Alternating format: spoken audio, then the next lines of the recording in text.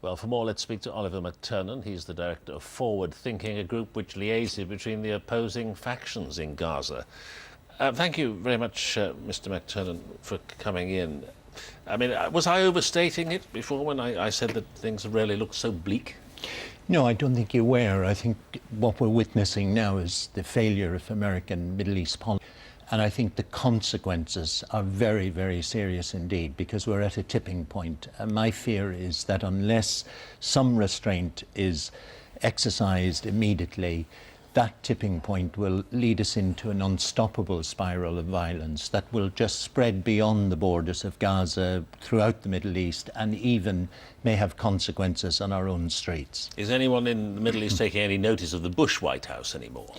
They're not, but unfortunately, they have set a policy, and that policy has been to, I think it's almost the Chalabit the world, that we've been given the spin that we were given before Iraq, that here were a group that couldn't be dealt with, that had to be toppled, you couldn't engage with Hamas, even when they won the best election in the whole of the region, fairest, most objective, they still wouldn't engage. And we were presented with Hamas as this group that, wants to wipe Israel off the face of the map, where all the evidence has been that they were willing to engage, they were willing to negotiate. Sorry, where was the evidence that Hamas was willing to engage and negotiate? From statements. They weren't willing, they were asking the international community to engage with them. And what the blocking point was, the recognition of Israel. Well, what the argument was, that is the end of a process of engagement and dialogue, not the starting point. We know from Northern Ireland, had Tony Blair and people put that, John Major, put that condition on the IRA, we would never be in the position we are in now in Northern Ireland. Surely the starting point must be the reconciliation of the Palestinian people, so they can speak with one voice. I think, again, America made sure that wouldn't happen. And I'm sorry to keep coming back to America, but it was in Gaza, over the past year and a half, we've had 70,000 municipal workers being paid to stay at home, and they were paid to stay at home because they were told not to engage in any way with the Hamas administration.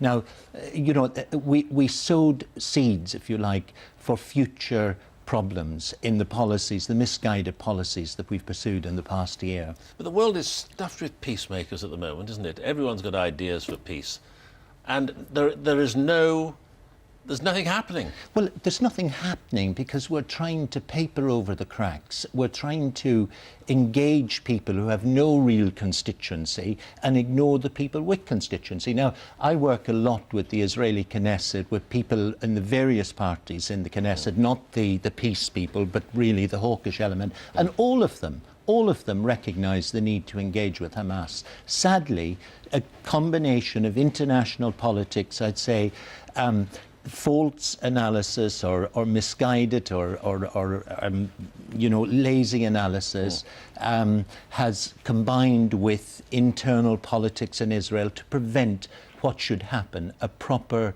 peace process engaging all parties, and in particular engaging the groups that are seen beyond dialogue. Do you believe that the true paymasters here are the Iranians? No. That Hamas are the proxies? No, I think that's again this sort of, it lets us off the real issues. Well, we heard from Mark Regev that the Iranians are the people providing the rockets. Of course, the Iranians are the only people who've been supplying money and, sadly, ammunition and rockets and what have you.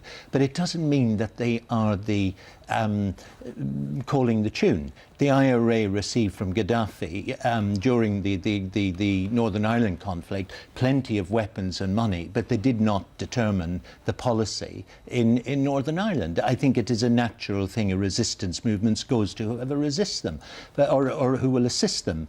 But it's this sort of analysis that is fitting in, I think, more to an ideological approach to the region, and particularly concern about political Islam that is driving misguided policies. In Northern Ireland, the breakthrough came because the people involved decided they wanted something different. They had to work together, even though they felt really uncomfortable doing it. They had to do something rather than carry on as they were. I mean, how far are they from that in Well, the Middle East? 2 years ago, Hamas recognized that. They went into democratic elections, they won it. They wanted to engage on the political front. They wanted to move from resistance into a political process. And what did we get? We got a door shut. We got conditions that made it impossible for them to engage. We've got 44 of their elected legislative council locked up in Israeli prisons so that the Abu Mazen regime can operate with some form of legality. We have been building up a one-party state in Palestine with European, American money, and I think we are reaping the consequences. Oliver McTernan, thank you very much for speaking to us.